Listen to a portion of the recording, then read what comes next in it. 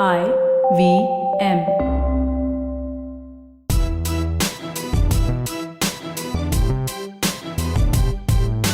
I'm Zarina Poonawalla, host of the Empowering Series podcast on the IVM network.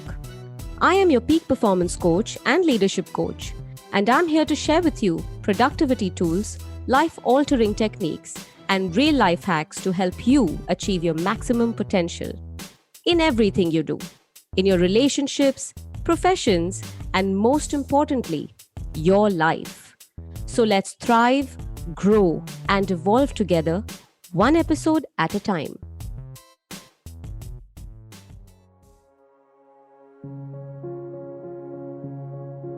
The one sector that has suffered massive disruption and continues to do so throughout the world is the education sector. Undoubtedly, virtual or online learning has been touted to be the future of education. In fact, the overall market is projected to reach $350 billion by 2025. That's right, you heard me right. But the tangibility, the presence, the eye contact, the rapport between students and teachers, the classroom interactions, the crazy chemistry and chaos, that basket from backbenchers to class monitors is irreplaceable. And it's always going to be. The presence of your favorite teacher or the most feared one makes you respond in such amazing ways. But these days, we seem to miss all of this, don't we? We as a country thrive on our guru-shishya relationship, the subtle yet strong learnings and guidance from our teachers. Not everything textbook, but also through their experiences, their journeys, their lives. But the pandemic brought all of this to a standstill, and we adapted to online learning in 2020. Now, the amazing thing here is that this wasn't familiar territory, especially for us predominantly as a country, but we've adapted pretty well. We're trying, we're getting there. Yet again in 2021, the second wave has created a disturbing ambiance, and once again, students have to resort to indefinite online learning modules. This is not just stressful and new for students, but in my opinion, it's been a bigger task for teachers, and really, they must be applauded for really trying to keep up, because not all of them are as techno-savvy and upbeat with this whole online teaching process. So kudos to all those teachers out there around the globe trying to keep their students engaged as much as possible. As you all thrive through, it is important to not give up, but it is also important to absorb the knowledge you are gaining, because you're still in the process of learning. What's happened is a lot of us feel that this year is as good as not counted. It's just going on and we're going to get done with it.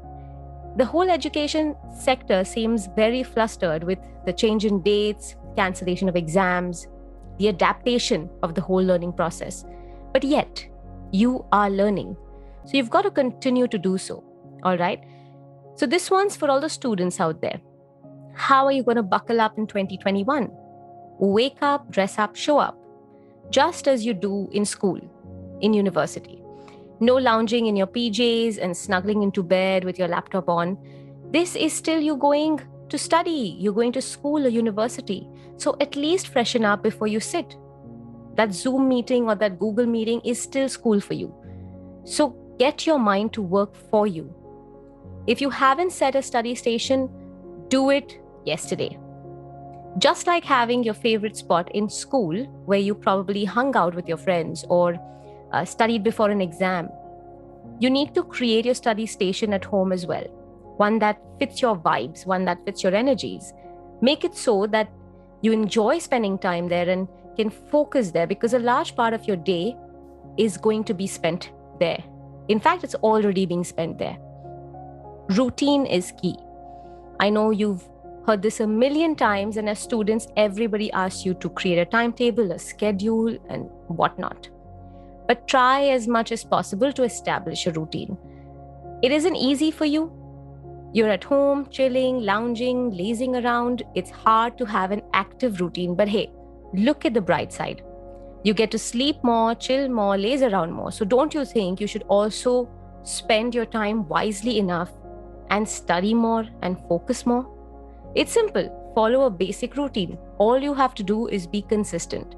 So no matter what you're doing through the day, try and cut that screen time, try and give yourself a 15-minute activity where your body is exercising, you're burning some calories, you're increasing your metabolism.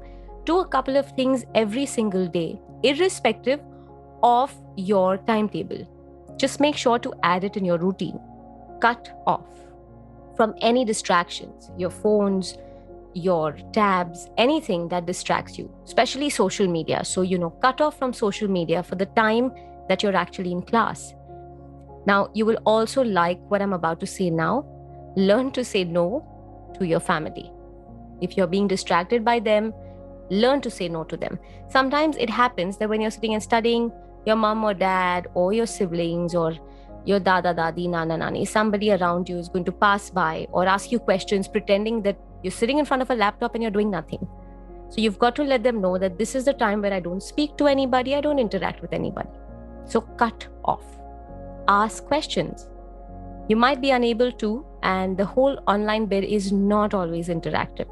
But the only way to learn better is to ask questions, to get answers, and to understand a subject the best way you can.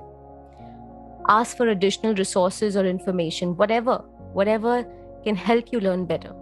But learn to ask, because if you don't ask, you will never know.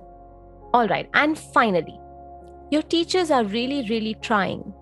There are some really heartwarming stories of senior teachers who, despite their struggles with virtual learning, are putting their best foot forward. In fact, they are all learning while they're teaching. So please, it's time for you to be patient with them as they've always been with you. And I think it's important to respect and appreciate how each and every teacher is trying to make this experience a valuable one for you. You've just got to appreciate that. Don't think of this as a wasted year or two. Think of it more as an adventurous one. You'll have so many stories to tell when you grow older, so make those stories worthwhile. So go on, don't give up. Dream on and soldier on. Be safe, be well, be empowered. If you liked this podcast, don't forget to check out other interesting podcasts on the IVM network. You can listen to us on the IVM Podcast app or ivmpodcast.com. You can also follow us on our social media. We are at IVM Podcasts on Twitter and Instagram.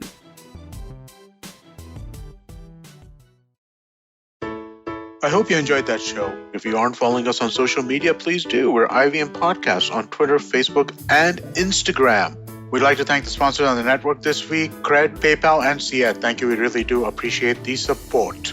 So this week on Cyrus Says was great. We had Meghna joining us on Cock and Bull, Tanveer Taj and Priyanka Jena talking about pets. Huma Qureshi talks about her new television show and her life in Bollywood. And to celebrate 700 episodes on Cyrus Says, we had a number of his previous producers come on board and reminisce. Tune into This Round Is On Me, where Gauri Devi Dayal was joined by Samir Sheth and Yash Panage. These are the guys who started Bombay Canteen, O Pedro, and a number of other restaurants. Really great conversations they had with Gauri. On The Habit Coach, Ashton Doctor tells us about nourishing creativity and the importance of losing and some micro habits to counter overthinking.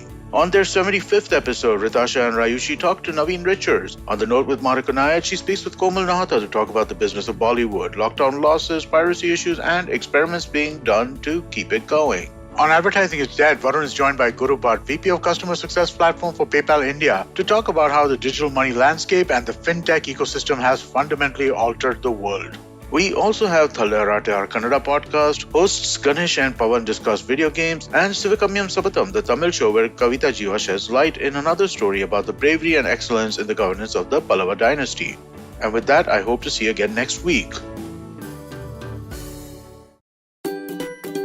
Do you know Tamil?